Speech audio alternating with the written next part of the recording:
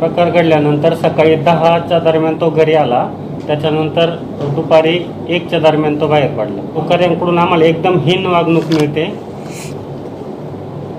त्याच्यानंतर हे व्यवस्थित होईल असं वाटत नाही आम्हाला. ज्यावेळेस मी CCTV पाहिले त्याच्यानंतर माझ्या पण असं लक्षात आलं की हे प्रकरण वेगळं पण असू शकतं. मी बोलत नव्हतो म्हणजे फारसं काही बोलत नव्हतो, फारच बोलत नव्हतो असं नाही आहे. जर ज्यावेळेस तो आपला कुणीही व्यक्ती दुश्मन असो किंवा भाऊ असो, जर त्याची बाजू सत्याची जर असेल तर ती उचलायला हवी. नाही तसं नाही, पण अजून न्यायालयीन कोर्टाने तपास निकाल दिलेला नाही. तवलय ते तपास यंत्रणा समोर आणेल.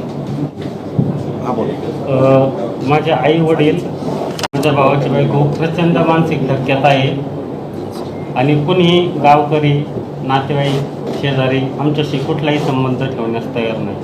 कारण 100% चुकीचं आहे, पण त्यांनी ते केलं हे अजून सिद्ध नाही झालं.